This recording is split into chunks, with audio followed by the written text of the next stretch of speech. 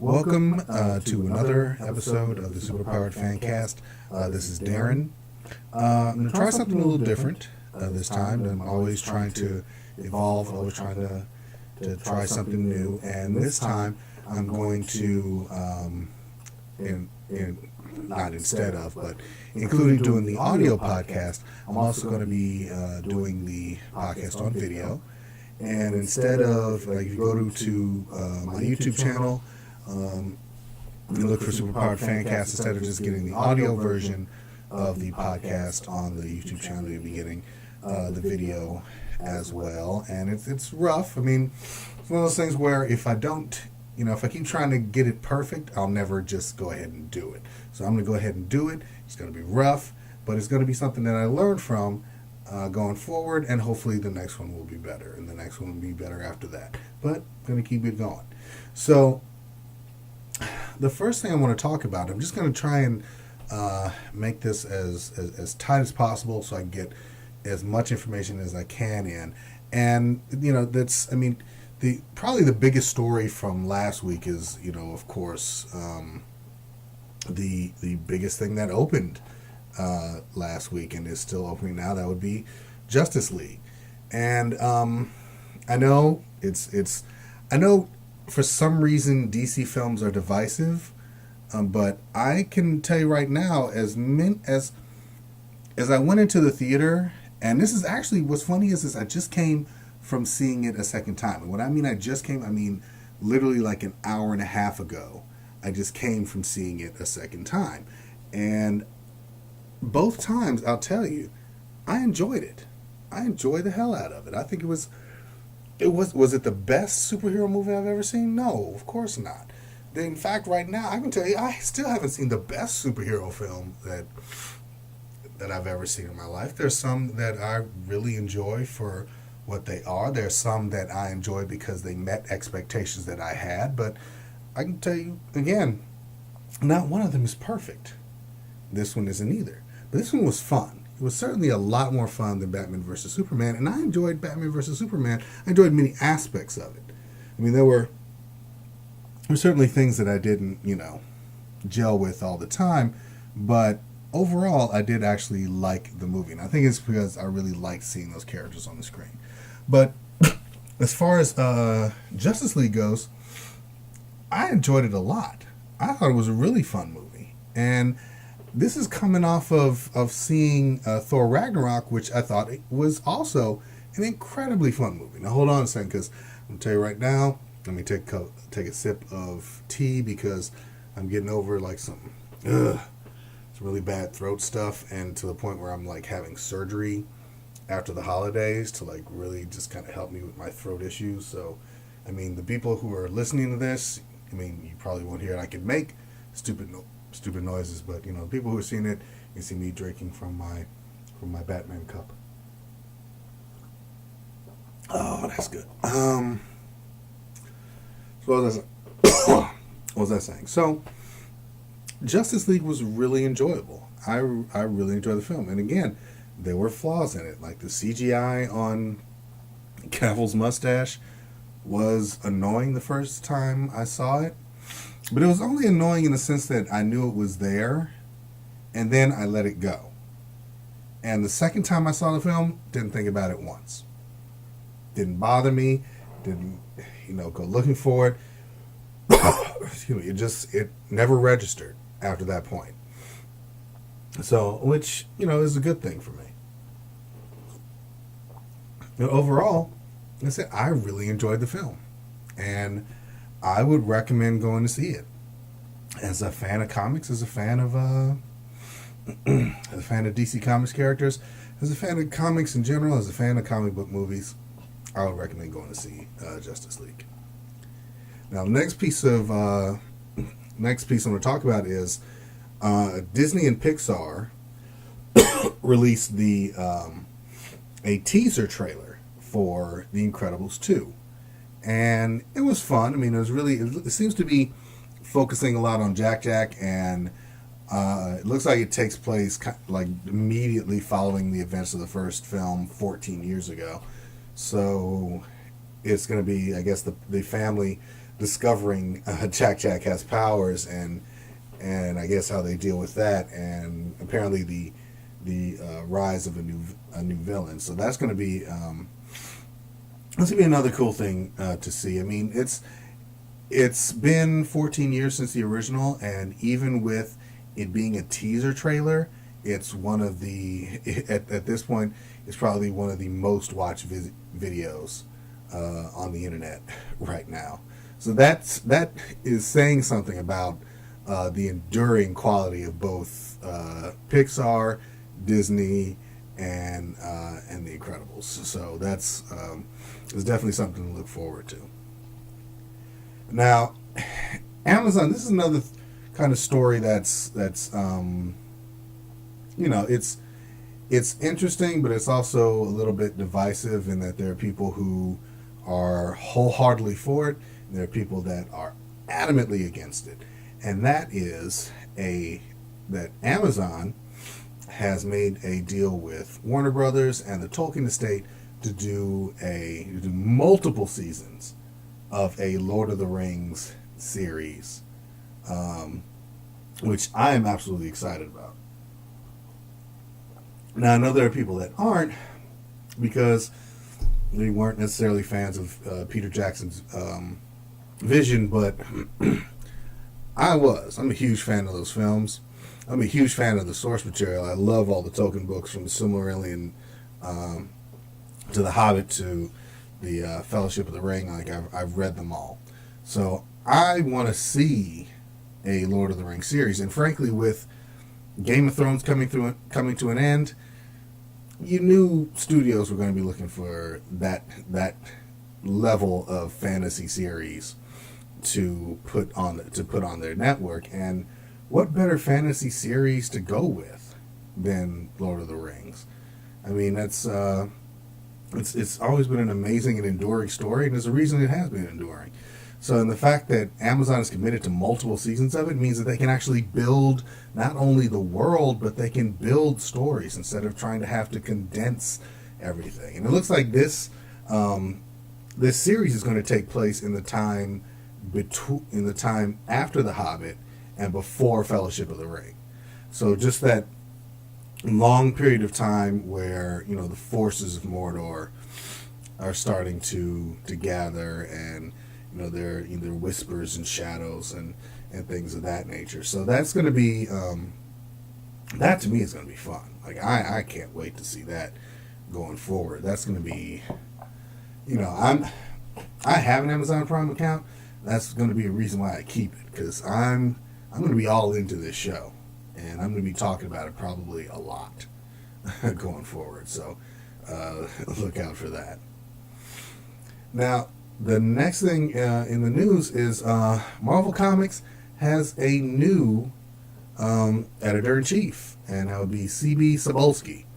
And that's, in and of itself, a fun name to say, just to say out loud. But C.B. Cebulski is a new editor-in-chief at Marvel Comics. He'll be replacing Axel Alonso.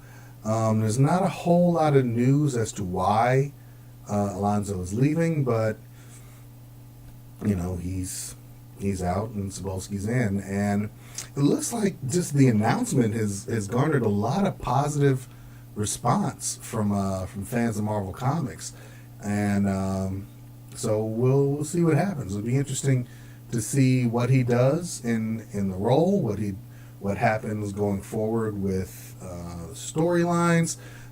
Is he a fan of what they're doing now with Legacy, or is he going to kind of transition Legacy out and start his own arc that he's interested in? Like, that's going to be that's one of those wait and see moments where you want to wait and see what someone's going to do. And frankly, I really want to see what he does going forward with Marvel.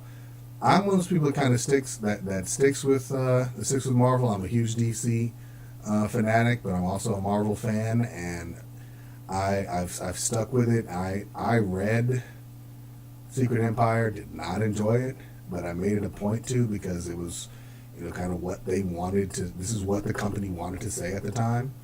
So we'll see what Cebulski brings to the table once he takes on the role. I mean, I'm cautiously optimistic, as I tend to be with most things. So we'll see what happens. Now, the next thing on the entertainment comic book / agenda is Warner Brothers streaming service, which is going to be DC Comics centric, is committed to a 26 episode, half hour adult animated Harley Quinn series. Just take a minute and let that sink in. That sounds interesting. I mean, there's a possibility. There always is. There's a possibility of oversaturation with any character, and I kind of see how Harley Quinn is on that bubble, where she can easily go from beloved character to overused, to her just being in everything. She could be the it's almost like when Wolverine was on every team at Marvel, or having like Mystique or Wolverine be in every X-Men film. You can oversaturate the character, and I'm hoping that a more adult humor oriented Harley Quinn series. I hope it resonates with fans. I hope it's well written. I would love to, even though I know he's not involved in the project, I would love to have Paul Dini, who co-created the character. I would love to have Paul Dini write a couple of episodes. I think those would be amazing. Kind of, get back to the character with less of a filter, and see how he works that out with the character in her current form. Because what it looks like is that she's made like a transition away from Joker, and she's trying to be the queen of the Gotham underworld. And the biggest thing is that they're trying to get Margot Robbie, who played the character on Suicide Squad, trying to get her to provide the voice for Harley for the animated series. And if they can get that, that's a huge coup for Warner Brothers and DC Comics to have her voice that character. Now, speaking of comic book news, some comic books that are coming out this week. We're going to talk about a couple from DC and a couple from Marvel before we kind of transition out of this episode experiment, as it were. And I go ahead and post it and take my lumps, as it were, from the internets. But one of the first things I want to talk about is a new issue of Detective Comics coming out tomorrow, coming out the 22nd, that I recommend you pick up. It is right after, it's a storyline right after A Lonely Place of Living. So Tim Drake is back, Red Robin is back in the fold, and it's both him dealing with being back in the world and trying to make a future for himself as Tim Drake, but also having to deal with, and also kind of Gotham dealing with the fact that it's not just Batman anymore. Like, Batman has an active strike team, kind of patrolling the streets, and even though it's been a huge reduction in crime, it's also something that kind of scares the mayor of the city, which is actually pretty reasonable. You've got like a team of vigilantes, coordinating efforts all over the city. You kind of want to know what, if you have a lone vigilante, that's one thing, but you have an army of vigilantes, you want to know what they want. So it's an interesting read, and I definitely want to see where this story is going. Now, the next one from DC is Doomsday Clock. Doomsday Clock #1 is already out, and I definitely recommend you read it. It's a great continuation of Watchmen, and it's one of those things where you never thought there could be a continuation of Watchmen, but they did this one really well. Jeff Johns, Gary Frank, they did a really great job of a plausible continuation. And the fact that this continuation touches on the events that are happening in the DC universe, the changes in time, and the fact that even Superman is involved in this story is it's just fun. It's a fun mystery read in the beginning, but I really want to get to I want to read the next issue and see how it builds and progresses to a meeting between Superman and Dr. Manhattan, because that's what I want to see.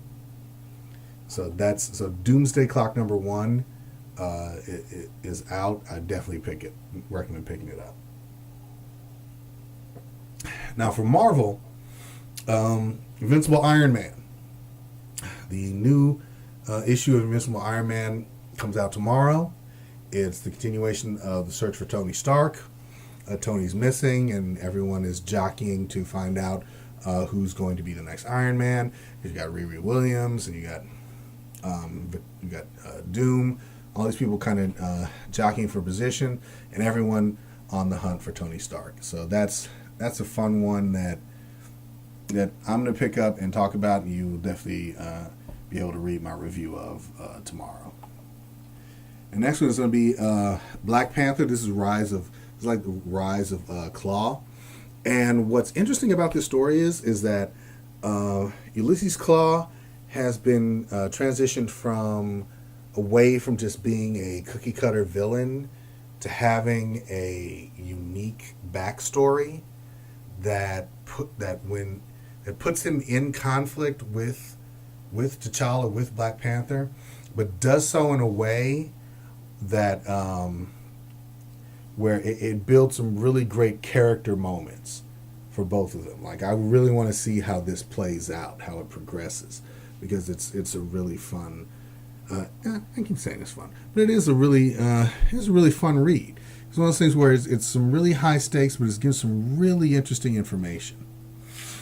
And that's it. I mean, there's a lot of news that happened, but frankly, like, the reason why I kind of wanted to do this way is that just kind of highlight some of the things that caught my interest this week. But you can actually find all of these news items I talked about. I go into more in-depth detail. You can find them on my website, superpoweredfancast.com. You can follow me on Twitter @superpoweredfan. If you have any questions, anything that you want to ask me about, anything you want me to showcase on another episode, you can definitely email me, superpoweredfancast@gmail.com. So until, I'm going to try and do these every week. I'm going to get back into the rhythm of doing it, and the fact that after this test, we're going to try it again, and then we're going to try it again, and we're going to try it again. And once we get into a really good rhythm, it's going to be a weekly thing where I just kind of boom, just kind of bam, just kind of do it and get it done. And I welcome your feedback. Like, let me know what you think. What do you think I can improve? What do you think you'd like to add? If you are a musician and do theme songs, I'd love to have one. Until then, this is Darren from Superpowered Fancast signing off.